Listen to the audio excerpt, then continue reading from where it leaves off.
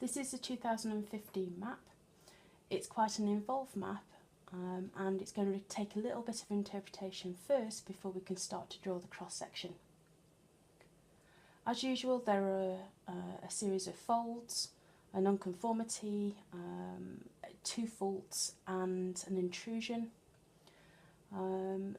Some of these are a little bit easier to see and spot compared to others. One of the easiest ones is the unconformity. It occurs at the base of rock unit D.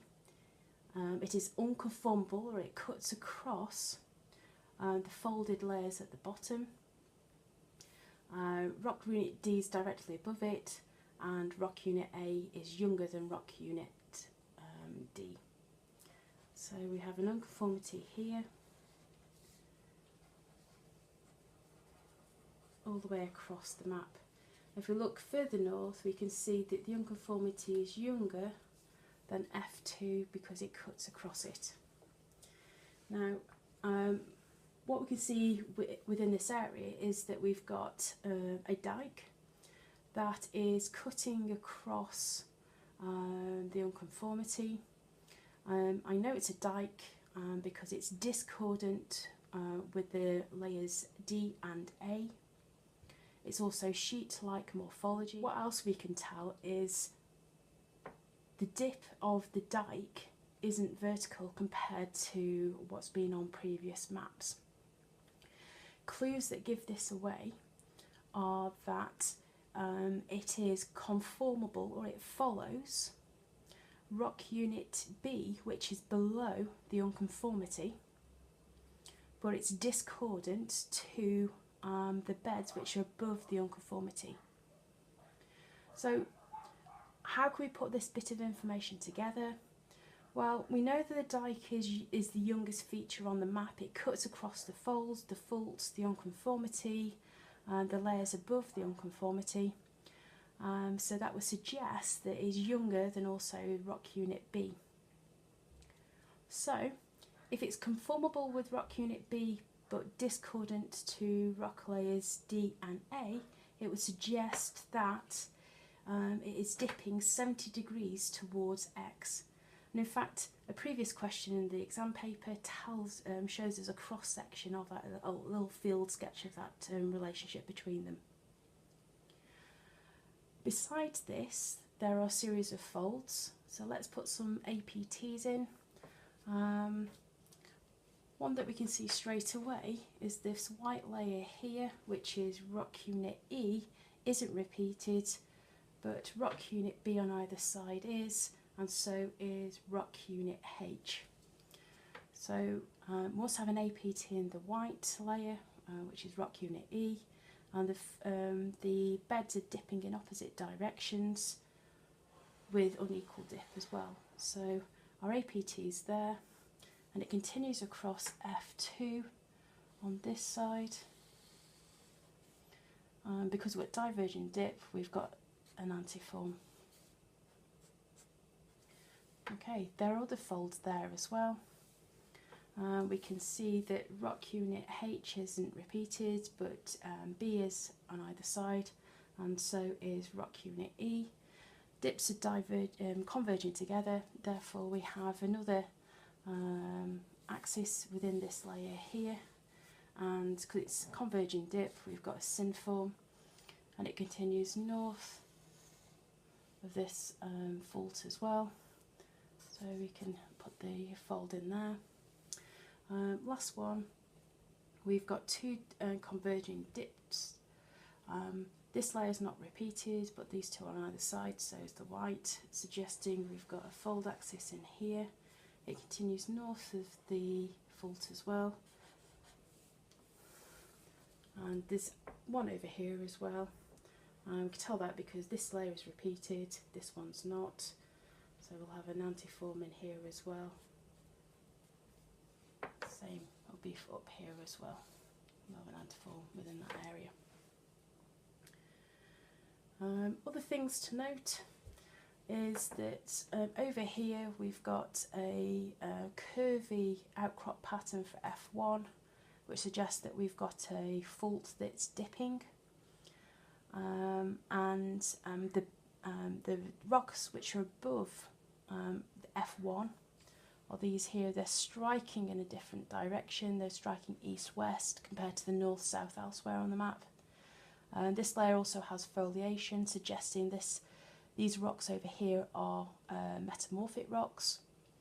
But the main thing to take away is that the base of rock unit G is F1. Okay.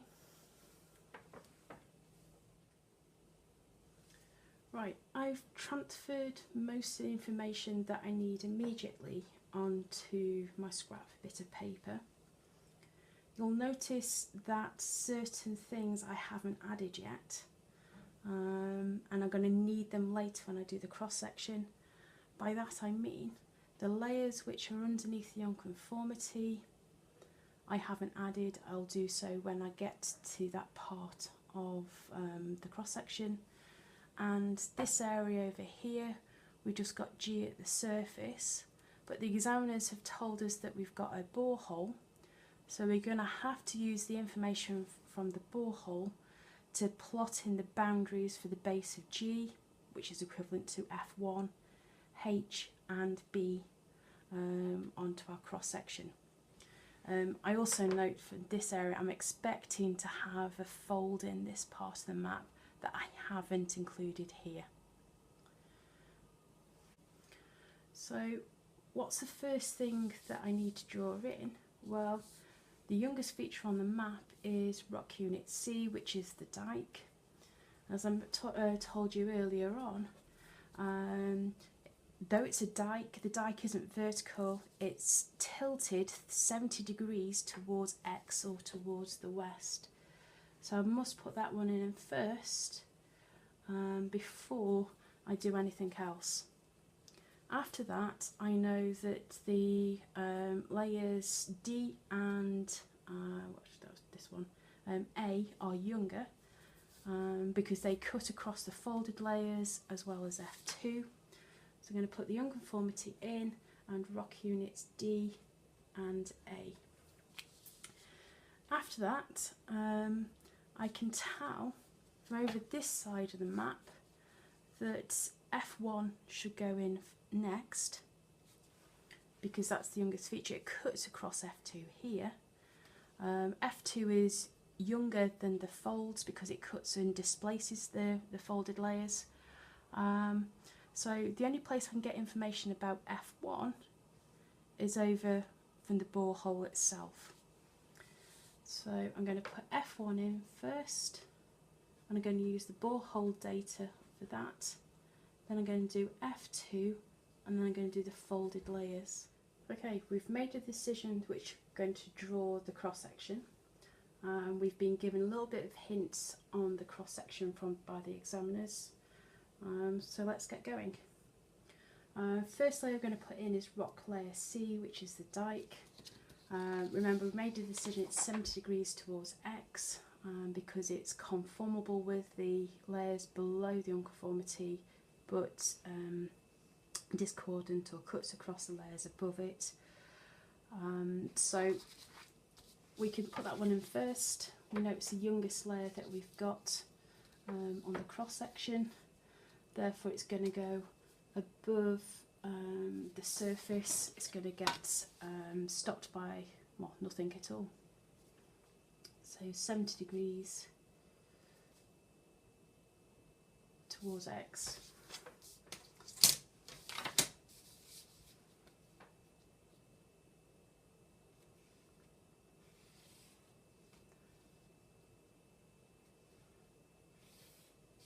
So we've put rock layer C in. The layer above that is rock layer A and D, which is above the unconformity. We need to make a further decision on that one because I need to work out how far across the surface am I going to put it. It occurs there and there. So this is rock layer D and this is A. I know it occurs on this section, but do I need to extend the lines all the way across the cross section? Well, if I look at it, I see the same boundary up here and it cuts across F1. So if I get F1 here, it cuts across it, so yes, I'm going to have to extend it across the cross section itself. So try and make it as level as possible. Get stopped by the dike.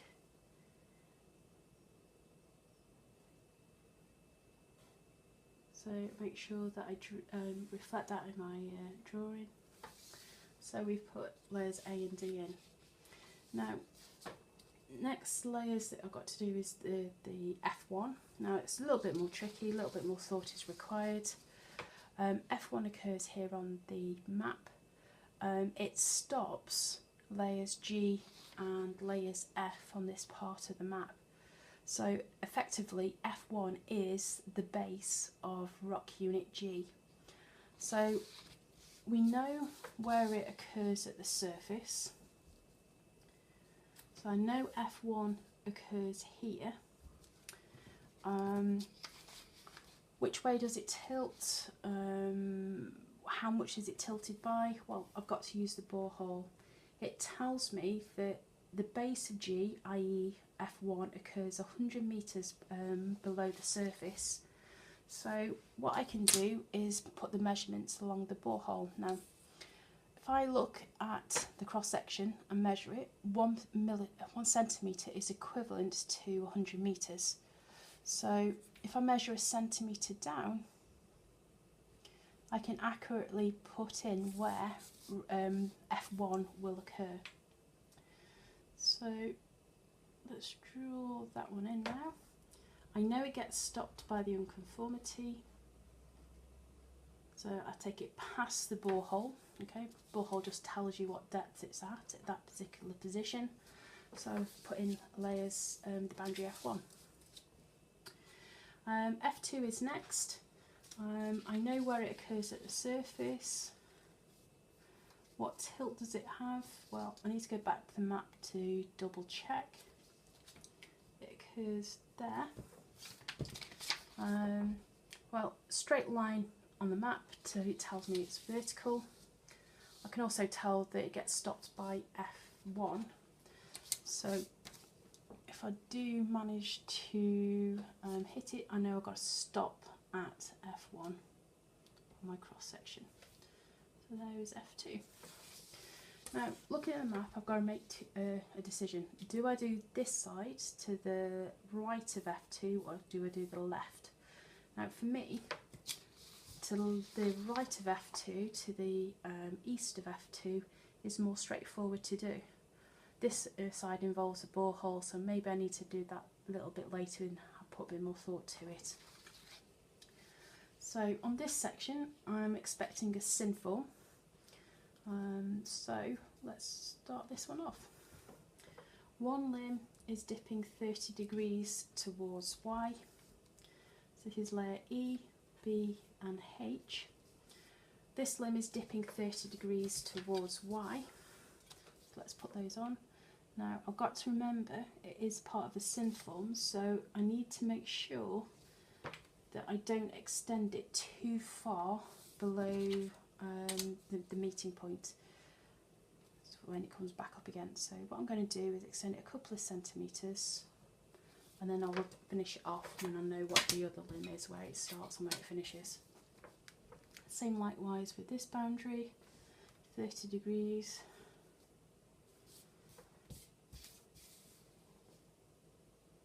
Now this line will definitely have to be shorter because it's in this sort of towards the core of the fold. Get stopped by the unconformity. I'm going to leave it there for the moment.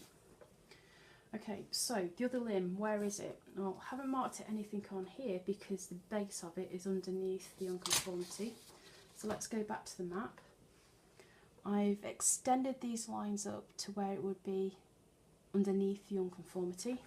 I've marked both those layers on. It's B that I've marked on here, so this is B, there's the other side, and then this rock unit here is rock unit E on this side, and they're tilted 70 degrees towards X. So let's put those on now. It's there and here, both going 70 degrees. This is B, this is E. Labelling on as you go along is really important when you're doing these cross sections. This way you're less likely to make a mistake and get confused.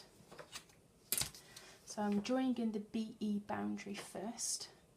I'm going to extend it down this way. Now this boundary here, the BE boundary, has got to join up with this one here, the EB boundary. So if I extend it that far, if I take this line across, it should just about hit the base of it. So that's worked. I'm now drawing in the BH boundary. So it's got to join this one here. So I'm going to take it that far and extend this one down to there as well. So we finish the sin form, which we predicted would be there. Let's put the fold axis in. Get stopped by C. I've got a sin form. So we've done one half of it. We need to do this section now. So going back to the map, I'm expecting an antiform and then going into a sin form below F1. Let's start off with the right hand side, the eastern part of it. So this limb is 30 degrees this way and these two boundaries at 70 degrees that way.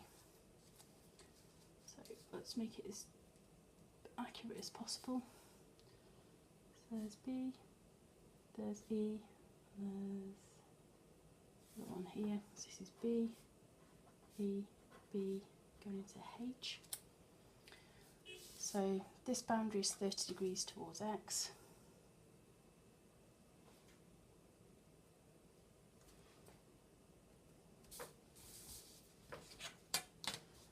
Gets stopped by F2 and also stopped by F1.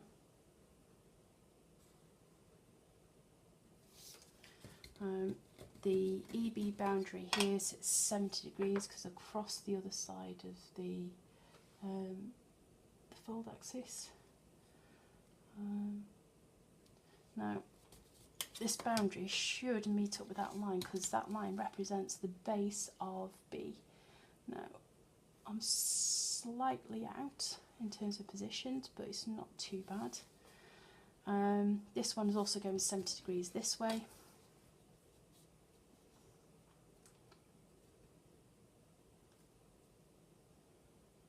Now I know it's a sin form, so it's got to come back up here again. So I'm going to only extend that down a little bit, not too far. So how am I going to know the positions of where those particular things are below F1? Well, I'm going to use my borehole again. I know I've got to put the HB boundary in, so if I go to my borehole, it tells me that the base of rock unit H is 200 metres from the surface. So if I measure 200 2 centimetres down, that's 200 metres. That boundary there is dipping 30 degrees from this section of the map towards Y.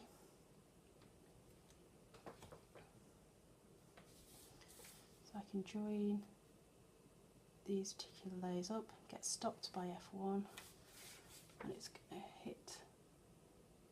finish off the fold there. The base of rock unit B is 380 metres from the surface, so 3.8 centimetres from the top of the surface, which is there. Again, 30 degrees.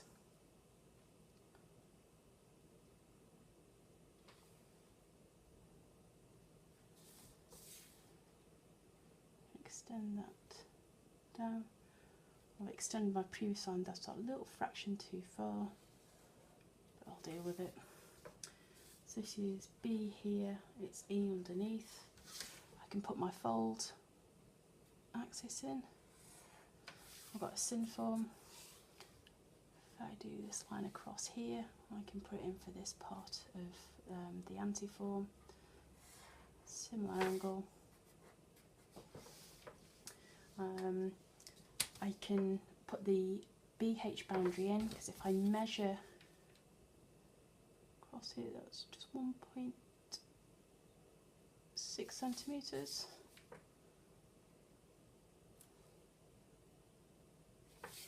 So that's H in there. One thing I haven't done so far is labelled on the fault movement. So B's lower on this side compared to this side. So this side has gone down relative to this one. And that's it. It's finished.